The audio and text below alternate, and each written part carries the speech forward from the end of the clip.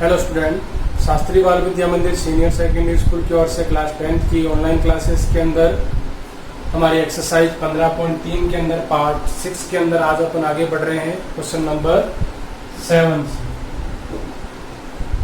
इससे पहले हमने पार्ट 5 के अंदर इसके क्वेश्चन नंबर 6 तक सॉल्व किए थे।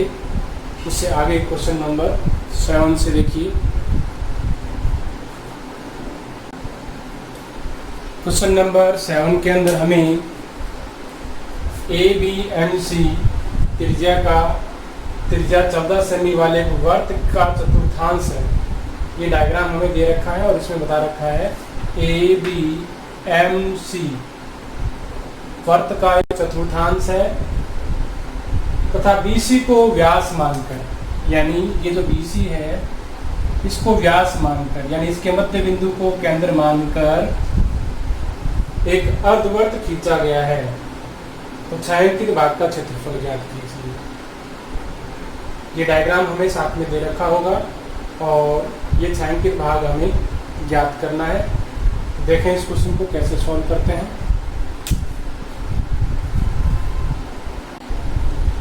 तो सबसे पहले हमने क्या किया, चतुर्थांश की त्रिज्या हमें दे रखी थी, अर्थात A से C और A से B तक चतुर्थांश की त्रिज्या हमें दे रखी है 14 सेंटीमीटर। तो चतुर्थांश की त्रिज्या यानी R जो कि AB या AC के बराबर है 14 सेमी। सबसे पहले हमने ये त्रिभुज लिया। इस त्रिभुज से हम BC ज्ञात कर रहे हैं क्योंकि हमें पता है कि जो अर्धवर्त बनाया गया है वो BC को व्यास मानकर बनाया गया है, जबकि हमें BC का मान नहीं पता है, यानी जो अर्धवर्त बनाया गया उसकी त्रिज्या या व्यास हमें नहीं दे रखी है। तो इसके लिए हमें BC ज्ञात करना पड़ेगा। तो सबसे पहले हमने समकोण त्रिभुज BAC के अंदर पाइथागोरस प्रमेय लगाई, कर्ण स्क्वायर बराबर आधार स्क्वायर प्लस लंब स्क्वायर। तो BC स्क्वायर बराबर 14 का स्क्वायर प्लस 14 का स्क्वायर, जोड़ेंगे 196, वर्ग करेंगे 196 प्लस 196। अब इसको जोड़ दें या 2 × 196 कर लें। 2 × 196 इसलिए किया हमने ताकि रूट आसानी से अपन निकाल सकें। स्क्वायर हटाया, रूट लिया, तो 2 × 196 तो 196 का वर्गमूल वापस आके 14 आ जाएगा। 2 को रूट के अंदर ही छोड़ देंगे। तो ये जो BC हमने ज्ञात किया है ये इस अर्धवर्त का व्यास है। तो हम कह सकते हैं अर्धवर्त का व्यास 14√2। तो अब इस अर्धवर्त की त्रिज्या अपन निकाल सकते हैं। 14√2 पूरा व्यास है तो इसकी त्रिज्या हो जाएगी 7√2। अब अपन इसको आगे क्वेश्चन को आसानी से सॉल्व कर सकते हैं। देखें आगे। तो हमने सूत्र लगाया छायांकित भाग ज्ञात करने के लिए। छायांकित भाग ये जो ऊपर वाला था वो निकालना था हमें, लेकिन हमें पता है छायांकित भाग निकालने के लिए अर्धवर्त के क्षेत्रफल में से ये वर्तखंड माइनस करना पड़ेगा आपको। पूरे अर्धवर्त में से चतुर्थांश के अंदर त्रिभुज को जब अपन हटा लेते हैं तो ये जो भाग बचता है ये एक वर्तखंड है, क्योंकि चतुर्थांश हमें पता है वर्त का चौथा हिस्सा होता है।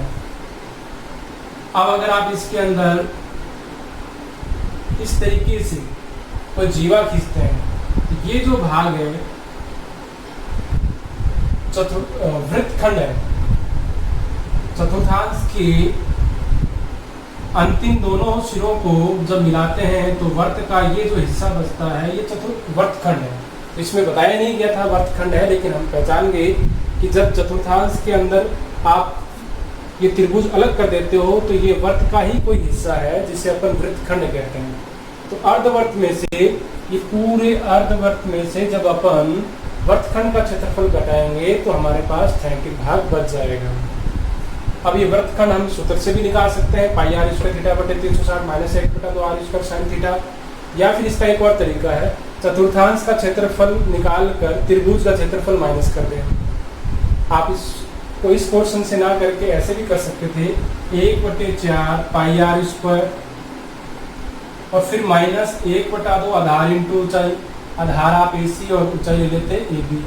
तो इस सूत्र से भी जब आप इसको सॉल्व करते तब भी इसका रिजल्ट यही आता, क्योंकि हम वर्तखंड का नाम सुनते ही सूत्र लगाते हैं, इसलिए मैंने भी इसके अंदर सूत्र का ही यूज किया है। आप चाहे तो उससे करेंगे तो ज़्यादा इजी रहेगा। अर्धवृत्त का क्षेत्रफल, ये जो बड़ा अर्धवृत्त BC को व्यास मानकर खींचा गया था, अब इसमें ये ध्यान रखने वाली बात है कि इसका R और उसका R अलग है, तो आपको इसमें R का विशेष रूप से ध्यान देना है। अभी अभी हमने अपने अर्धवृत्त की त्रिज्या निकाली थी, व्यास निकाला था 14√2, आधा किया था 7√2, तो ये R अलग है, और चतुर्थांश की त्रिज्या और वृत्तखंड की त्रिज्या अलग थी, यानी 14 सेमी। तो आपको यहाँ देखो, इसमें स्मॉल r चल रहा है और इसमें कैपिटल R, या तो एक में R1 R2 कर दें या एक में छोटा और एक बड़ा कर दें, एक ही बात है। तो अर्धवृत्त का क्षेत्रफल 1/2 πr², जिसके अंदर त्रिज्या ध्यान रखनी है 7√2, और वृत्तखंड का क्षेत्रफल सूत्र लगाया, इसमें जो त्रिज्या है वो ये 14 सेमी वाली है। अब हमने वैल्यू रखी 1/2 22/7, 7√2 का स्क्वायर, 7√2 का स्क्वायर 7 का 49 हो जाएगा, √2 का 2 हो जाएगा। इस तरफ जब अपन वैल्यू रखते हैं, r की जगह 14 × 14, पाई का मान 22/7 हम जानते हैं, और 360 सूत्र का। अब ये थीटा हमें पता होना चाहिए, थीटा हमें नहीं दे रखा है, लेकिन हमें पता है चतुर्थांश के अंदर हमेशा त्रिज्याओं के बीच का जो कोण होता है वो 90 डिग्री ही होता है, तभी इसको हम चतुर्थांश कहते हैं। तो 90 डिग्री हमने चतुर्थांश की वजह से अपनी तरफ से लिया है, 1/2 r वही 14 × 14, और साइन थीटा, थीटा की जगह 90, साइन 90 की वैल्यू 1 हो जाएगी, 2 के पाड़े से 100 काटेंगे 7, 14 7 98, इधर वाला पोर्शन 98 आ रहा है। और जब इधर सॉल्व किया तो बहुत आसानी से कर सकते हैं, 90 से 360 को 4 बार, फिर 7 से 14 को काटो 2, 2 से 4 को काटो 2, ये 2 भी 14 से काटेंगे तो यहाँ 7, 7 की 22 से गुणा करोगे 154, 154 में से 98 घटा भी सकते हैं, और नहीं घटाएंगे तो बाहर भी 154 आ रहा है, और इस माइनस को जैसे ही अंदर भेजेंगे तो माइनस का 154 और ये प्लस हो जाएगा, तो 154 से 154 काटेंगे तो बचेगा क्या 98। या फिर आप ऐसे भी कर सकते थे, 154 इसका हो गया और 154 में से 98 को अपन कम करते तो आपके पास 56 बचते, फिर 154 में से 56 घटाते तो 98 आपका आंसर आ जाता है। तो इस तरीके से इस क्वेश्चन को हमने किया, और ये एक अच्छा क्वेश्चन है क्योंकि आसानी से पहली बार में जब इस क्वेश्चन को देखते हैं थोड़ा सा कठिन लगता है, क्योंकि हम इसमें पहचान नहीं पाते हैं कि ये छायांकित भाग ज्ञात कैसे करेंगे, पहले किसको ज्ञात करेंगे और उसके बाद किसको करेंगे। एक बार मैं पुनः इसको रिपीट कर देता हूँ। सबसे पहले हमने क्या किया था, पाइथागोरस प्रमेय लगाकर हमने BC ज्ञात किया था। क्यों ज्ञात किया था? क्योंकि BC ही उस अर्धवृत्त का व्यास है। जैसे BC ज्ञात किया उसका आधा करके हमने उसकी त्रिज्या पता कर ली, और फिर हमें पता है कि ये छायांकित भाग अर्धवृत्त में से इस वृत्तखंड को माइनस करने से आएगा, तो अर्धवृत्त का क्षेत्रफल माइनस वृत्तखंड का क्षेत्रफल, सूत्र लगाया और फिर मान रख के जब से सॉल्व करेंगे आपका आंसर आ जाएगा 98 सेंटीमीटर स्क्वायर। तो क्वेश्चन नंबर था ये 7। अब देखें क्वेश्चन नंबर 8। क्वेश्चन नंबर 8 के अंदर हमें एक आकृति दे रखी है, AB वृत्त का व्यास है और AC आपको दे रखा है 6 सेमी, BC 8 सेमी। छायांकित भाग का क्षेत्रफल ज्ञात कीजिए। तो डायग्राम को देखते ही हमें समझ में आ रहा है कि पूरे वृत्त के क्षेत्रफल में से त्रिभुज का क्षेत्रफल माइनस करेंगे। अब इसमें हमें यह ध्यान रखना है कि वृत्त की त्रिज्या या व्यास हमें नहीं दिया है। इसके अंदर एक महत्वपूर्ण पॉइंट है जो हमें ध्यान में रखना है, ये कोण 90 डिग्री का है। इसका कारण हमें पता होना चाहिए। 12वीं एक्सरसाइज के अंदर बहुत महत्वपूर्ण प्रमेय है कि वृत्त के अंदर व्यास द्वारा परिधि पर बनने वाला कोण 90 डिग्री होता है, समकोण होता है। एक बहुत महत्वपूर्ण प्रमेय है ये। अर्धवृत्त में बना कोण समकोण होता है, अर्थात व्यास से परिधि पर बनने वाला कोण हमेशा 90 डिग्री होता है। इसलिए इस क्वेश्चन में आपको ये नहीं बताएगा कि ये कोण 90 डिग्री का है। तो ये हमें इससे पता चल जाएगा कि AB वृत्त का व्यास है, तो व्यास के दोनों सिरों को जब परिधि पर मिलाकर कोण बनाया जाता है तो सदैव 90 डिग्री का ही बनता है। तो आपको इसको सीधा याद रखना है। तो ये 90 डिग्री है, तो 90 डिग्री के सामने वाली जो भुजा है वो कर्ण होती है। तो पाइथागोरस प्रमेय से हम कर्ण यानी वृत्त का व्यास ज्ञात कर लेंगे और व्यास से उसका आधा करके त्रिज्या पता कर लेंगे। फिर इस क्वेश्चन को आसानी से हम कर सकते हैं। त्रिभुज का क्षेत्रफल तो बहुत आसानी से निकल जाएगा, 1/2 आधार इंटू ऊंचाई वाले सूत्र से। आधार ऊंचाई हमें पता ही है। जिन भुजाओं के बीच में 90 डिग्री का कोण बनता है उसमें से किसी को भी आधार और किसी को भी ऊंचाई ले सकते हैं। तो आधार आप AC ले सकते हैं और ऊंचाई आप BC ले लें। तो इस त्रिभुज का क्षेत्रफल तो 1/2 6 × 8, 2 से इसको काटेंगे 3, 8 × 24। इस त्रिभुज का क्षेत्रफल तो बहुत आसानी से हम पहले भी निकाल सकते हैं, लेकिन त्रिभुज का क्षेत्रफल से काम हमें केवल त्रिभुज के क्षेत्रफल से तो इसका आंसर आएगा नहीं। हमें क्या करना है, पूरे वर्त का क्षेत्रफल निकालकर इस त्रिभुज का क्षेत्रफल घटाना पड़ेगा। तो इसके लिए हमें पहले पाइथागोरस प्रमेय लगाकर AB पता करना है और फिर उसके बाद उसका आधा करके त्रिज्या निकालेंगे। तो अब अपन इस क्वेश्चन को सॉल्व करते हैं। देखिए, तो सबसे पहले हमने लिखा AC बराबर 6 सेमी, BC बराबर 8 सेमी, कोण ACB 90 डिग्री कारण अर्धवर्त में बना कोण। फिर हम समकोण त्रिभुज ACB लेते हैं। समकोण त्रिभुज AC में हमें पता है बहुत महत्वपूर्ण प्रमेय हम लगा सकते हैं, पाइथागोरस प्रमेय, कर्ण स्क्वायर बराबर आधार स्क्वायर प्लस लंब स्क्वायर। समकोण के सामने कर्ण होता है, अर्थात AB इसमें कर्ण है, तो AB स्क्वायर बराबर AC square plus BC square. AB square बराबर 6 का स्क्वायर, AC का मानक दिया, BC का मानक दिया 8 का स्क्वायर। 6 का स्क्वायर 36, 8 का स्क्वायर 64, जोड़ेंगे 100, स्क्वायर हटेगा तो हम जानते हैं रूट लगता है, रूट लगाएंगे तो 100 का रूट पूरा निकलेगा 10 सेंटीमीटर। ये AB जो हमने ज्ञात किया है ये इस वृत्त के लिए व्यास है, तो अतः वृत्त का व्यास AB 10 सेमी, तो त्रिज्या आ जाएगी 10/2 5 सेमी। अब इससे आगे हम इसको बहुत आसानी से कर सकते हैं, वृत्त का क्षेत्रफल निकालेंगे और त्रिभुज का क्षेत्रफल उसमें से माइनस कर देंगे। देखें इसको आगे। तो छायांकित भाग का क्षेत्रफल हमें पता है, वृत्त का क्षेत्रफल माइनस त्रिभुज का क्षेत्रफल। तो वृत्त का क्षेत्रफल πr², त्रिभुज समकोण त्रिभुज है, समकोण के जिन भुजाओं के बीच में समकोण बन रहा है, एक भुजा को आधार और दूसरी को ऊंचाई ले लेंगे। 1/2 आधार AC और ऊंचाई हमने BC ली। पाई का मान 22/7, r², r अभी निकाला था 5 का स्क्वायर 1/2, अब AC की जगह 6, BC की जगह 8, 2 से 6 को काटा 3, 8 × 24। 5 का स्क्वायर करेंगे 25, 25 की 22 से गुणा 550/7। अब लघुत्तम लेके सॉल्व कर लें या पहले भाग लगाकर फिर माइनस कर लें। 550 के अंदर 7 का भाग लगे 78.57, 78.57 में से 24 कम करेंगे तो 54.57, जो कि छायांकित भाग का क्षेत्रफल है। इकाई लग जाएगी सेंटीमीटर स्क्वायर। इस तरीके से क्वेश्चन नंबर 8 ये भी एक अच्छा क्वेश्चन है। अब अपन देखते हैं क्वेश्चन नंबर 9। क्वेश्चन नंबर 9 के अंदर हमें एक आकृति दे रखी है कि ABCD एक वर्ग है जिसकी भुजा आपको 10 सेंटीमीटर दे रखी है। भुजा आपको 10 सेंटीमीटर इसमें दे रखी है और छायांकित भाग का क्षेत्रफल ज्ञात कीजिए। प्रत्येक भुजा को व्यास मानकर आपको इसके अंदर अर्धवृत्त खींचे गए हैं। अगर हमें ये डायग्राम समझ में आ जाए बनाया कैसे गया है तो ये क्वेश्चन समझने में बहुत आसानी हो जाएगी। इसलिए मैं इसके पास में और डायग्राम बना रहा हूँ कि आपको ये पता चले ये डायग्राम आया कैसे है। सबसे पहले वर्ग बनाया गया, फिर प्रत्येक भुजा को व्यास मानकर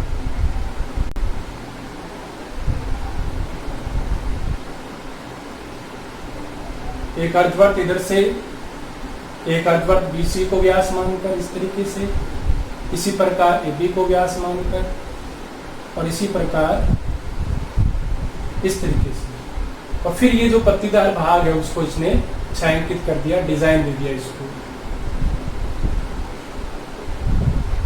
और हमें इसमें कहा गया है कि इस डिजाइन का क्षेत्रफल ज्ञात कीजिए जो कि छायांकित कर रखा है उसका। जब अपन चारों भुजाओं को व्यास मानकर अर्धवृत्त बनाते हैं तो अगर अपन इसको ध्यान से देखें, इस अर्धवृत्त का जब अपन क्षेत्रफल निकालेंगे तो ये भाग भी आ जाएगा और ये भी आ जाएगा और नीचे जो भाग छायांकित नहीं है ये भी आ जाएगा। और जब इस अर्धवृत्त का क्षेत्रफल निकालेंगे तो भी ये भाग कॉमन आ रहा है, ये इस अर्धवृत्त में भी शामिल हो गया था और इसमें भी आ रहा है। प्रत्येक भाग रिपीट हो रहा है। 4 अर्धवृत्तों का अगर आप क्षेत्रफल निकालते हैं, 4 अर्धवृत्तों का क्षेत्रफल निकालते हैं तो इसमें डिजाइन का क्षेत्रफल 2 बार रिपीट हो जाता है। जैसे ये डिजाइन की बात करें तो ये इस अर्धवर्त के क्षेत्रफल में भी आ गया और इस अर्धवर्त में भी चला गया। तो इस 4 अर्धवर्तों के अंदर डिजाइन 2 बार रिपीट हो गया और साथ में वर्ग का जो क्षेत्रफल था वो भी साथ में आ गया, क्योंकि अर्धवर्त के क्षेत्रफल के अंदर ये दोनों भी आ गए और ये भाग भी आ गया। ऐसा ही इसके अंदर भी आ गया और ऐसा इसमें और ऐसा इसमें। तो अगर 4 अर्धवर्तों के क्षेत्रफल में से वर्ग का क्षेत्रफल घटा दें तो हमारे पास केवल डिजाइन का क्षेत्रफल बचेगा। क्यों बचेगा? इसका कारण हमें पता है, क्योंकि जैसे अपन 4 अर्धवर्तों का क्षेत्रफल निकालते हैं तो 4 अर्धवर्तों के अंदर डिजाइन के साथ साथ वर्ग का क्षेत्रफल भी आ चुका है। क्योंकि अर्धवर्त का क्षेत्रफल जैसे अपन ये निकालते हैं, जैसे ये अर्धवर्त लिया तो इसके अंदर ये पूरा एरिया निकलेगा और इसी प्रकार ऊपर से लेंगे तो ये पूरा निकलेगा और इसी तरीके से इधर आएंगे तो ये पूरा आ जाएगा इसके अंदर, और फिर इधर से आएंगे तो भी ये पूरा आ जाएगा। तो वर्ग का क्षेत्रफल भी इसके अंदर शामिल हो गया और एक्स्ट्रा इसके अंदर वर्ग का क्षेत्रफल भी है। डिजाइन 2 बार रिपीट हो गया था, इसलिए 4 अर्धवर्तों का क्षेत्रफल माइनस वर्ग का क्षेत्रफल। और या फिर अगर आपको समझ में नहीं आ रहा है तो इसका एक दूसरा तरीका भी है, वो हम इस तरीके से कर सकते हैं। आपको इसको नामांकन करना पड़ेगा, फर्स्ट, सेकंड, थर्ड और फोर्थ। जो छायांकित नहीं है उसको हम नामांकित कर देते हैं। अब अपन क्या करते हैं, जैसे ही इस अर्धवर्त का और इस अर्धवर्त का क्षेत्रफल पूरे वर्ग में से घटाते हैं तो हमारे पास फर्स्ट और सेकंड का क्षेत्रफल आ जाएगा, और उतना का उतना फिर दोबारा निकालने की जरूरत पड़ेगी नहीं, उतना का उतना थर्ड और फोर्थ का आ जाएगा।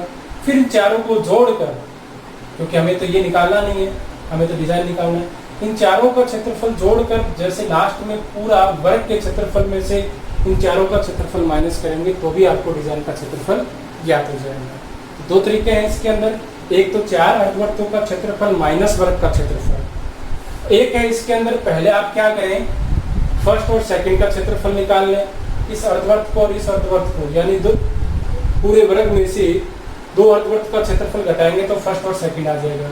इसी प्रकार करके थर्ड और फोर्थ ले लेंगे और फिर इन चारों को जोड़कर वर्ग में से जैसे दोबारा से घटाएंगे तो डिजाइन बच जाएगा। तो अभी अपन इस तरीके से कर रहे हैं क्योंकि ये थोड़ा सा छोटा रहता है इसकी अपेक्षा, बाकी समझने में ज़्यादा ये इजी रहता है कि हमें आसानी से पता चल जाता है कि डिज़ाइन निकल कैसे रहा है। जबकि इसके अंदर थोड़ा रटने वाली प्रोसेस है, लेकिन अगर आप ध्यान से समझें तो पता चल जाता है कि 4 अर्धवर्तों के क्षेत्रफल में से वर्ग का क्षेत्रफल घटाने से डिजाइन कैसे बच रहा है। क्योंकि 4 अर्धवर्तों का क्षेत्रफल हमें पता है वर्ग के साथ साथ डिजाइन 2 बार रिपीट हो जाता है, इसलिए अपन जैसे ही अपन वर्ग का क्षेत्रफल कम करते हैं तो एक बार जो डिजाइन का क्षेत्रफल जो होता है वो आपके पास बच जाता है। अब अपन इस क्वेश्चन को सॉल्व करते हैं। तो सबसे पहले हमने लिखा वर्ग की भुजा 10 सेंटीमीटर। प्रत्येक भुजा को व्यास माना गया है, तो जो भुजा है वही अर्धवर्त का व्यास है। तो प्रत्येक अर्धवर्त का व्यास 10 सेमी, तो त्रिज्या हो जाएगी 10/2 यानी 5 सेमी। छायांकित डिजाइन का क्षेत्रफल 4 अर्धवर्तों का क्षेत्रफल माइनस वर्ग का क्षेत्रफल। अब 4 अर्धवर्तों का कैसे निकालेंगे, 4 तो संख्या इसलिए 4, एक अर्धवर्त का क्षेत्रफल 1/2 पाई आर स्क्वायर होता है, तो 4 का क्या हो जाएगा 4 × 1/2 पाई आर स्क्वायर। और वर्ग का क्षेत्रफल भुजा स्क्वायर 4 × 1/2, पाई का मान इस क्वेश्चन में हमें दे रखा है 3.14, तो वही यूज में लेना है। क्वेश्चन के अंदर ब्रैकेट में दे रखा है हमें 3.14, त्रिज्या 5, ये जो ज्ञात की थी वो 5 का स्क्वायर माइनस 10 का स्क्वायर। 2 से इस 4 को काटेंगे तो यहाँ आ जाएगा 2, पॉइंट हटाया नीचे लिया 100, 5 का स्क्वायर 25, 25 से 100 को काटा 25 चौक 100, 2 से 4 को काटा तो 2, इस 2 से 314 में भाग लगाएंगे तो 157 आएंगे, और इधर 10 का स्क्वायर कितना हो गया था 100, 157 में से 100 कम करेंगे तो 57 वर्ग सेमी इस क्वेश्चन का आंसर हो जाएगा। तो इस तरीके से ये क्वेश्चन हमारा कंप्लीट होता है। अब है question number 10। Question number 10 simple question है। आपको एक आकृति दे रखी है, दी गई आकृति में अर्धवर्त में एक बड़ा अर्धवर्त है, उसके अंदर बना जो वर्त है उसका क्षेत्रफल पूछा है। इस बड़े अर्धवर्त के अंदर जो छोटा वर्त बना है उसका क्षेत्रफल पूछा गया है, जबकि छोटे वर्त के बारे में हमें त्रिज्या या व्यास कुछ भी नहीं दे रखा है। बस डायग्राम के अंदर ये बता रखा है कि जो बड़े वाला अर्धवर्त है उसकी त्रिज्या हमें पता है 7 सेंटीमीटर। तो इसको ध्यान से देखें, बड़े वाले अर्धवर्त का व्यास PQ है, यानी यहाँ पर उसका सेंटर है। तो यहाँ से लेकर परिधि की कहीं पे भी आप जब मिलाते हैं तो सभी जगह से 7 से नहीं आता है, क्योंकि त्रिज्या सभी जगह समान होती है। तो इस पॉइंट को जब अपन यहाँ तक लेके आते हैं परिधि तक, तो अगर ये 7 सेमी है तो ये भी कितनी होगी 7 सेमी। और ये अंदर वाला वर्त बड़े वाले वर्त की केंद्र से और उसकी परिधि को स्पर्श कर रहा है। इसका मतलब ये 7 सेमी है, तो इस छोटे वाला जो वर्त है उसका व्यास भी 7 सेमी है। बस इस क्वेश्चन में इतना ही समझना था कि ये अगर 7 सेमी है तो छोटे वाले वर्त का व्यास भी 7 सेमी है, तो इसकी त्रिज्या आ जाएगी 7/2 और फिर अर्धवर्त का क्षेत्रफल 1/2 वर्त का क्षेत्रफल पूछा गया है, तो वर्त का क्षेत्रफल πr² करेंगे तो इसका क्षेत्रफल आ जाएगा। तो हम क्या करेंगे, बड़े अर्धवर्त की त्रिज्या दे रखी है, तो आप लिखेंगे सबसे पहले अर्धवर्त की त्रिज्या 7 सेमी। अब आप लिखेंगे छोटे जो अंदर की तरफ छोटा वर्त बना हुआ है उसकी बात कर रहे हैं। वर्त का व्यास ये भी आप लिखेंगे 7 सेमी। तो त्रिज्या हो जाएगी यहां से 7/2। इसी फॉर्म में रख दें क्योंकि कैलकुलेशन इजी रहती है। फिर आप वर्त का क्षेत्रफल वाला सूत्र लगा दें, चाहे छोटा हो चाहे बड़ा हो सूत्र, तो वर्त का क्षेत्रफल वही रहेगा πr²। अब आप लिखेंगे वर्त का क्षेत्रफल πr² और मान रख देंगे 22/7 × 7/2 × 7/2। तो 7 से एक साथ काट सकते हैं, 2 से 22 को काटेंगे 11, भाग लगाएंगे तो 77/2 क्वांटम में निकाल लेंगे तो आंसर आ जाएगा इसका 38.5 सेंटीमीटर स्क्वायर। तो सिंपल क्वेश्चन था। अब देखें क्वेश्चन नंबर 11।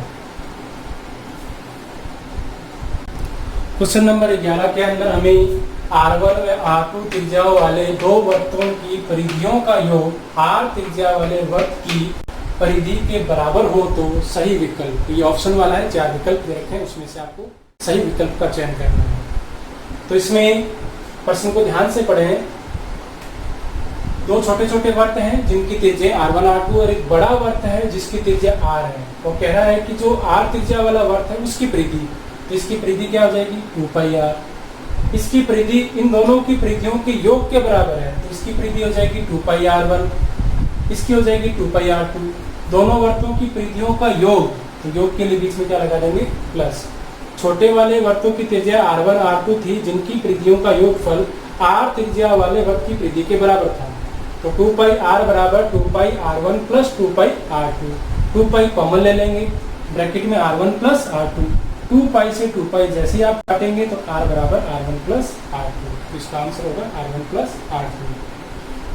एक क्वेश्चन इसका जो लास्ट है क्वेश्चन नंबर 12, वो हमारी 15.3 एक्सरसाइज का फर्स्ट क्वेश्चन का सेम क्वेश्चन है।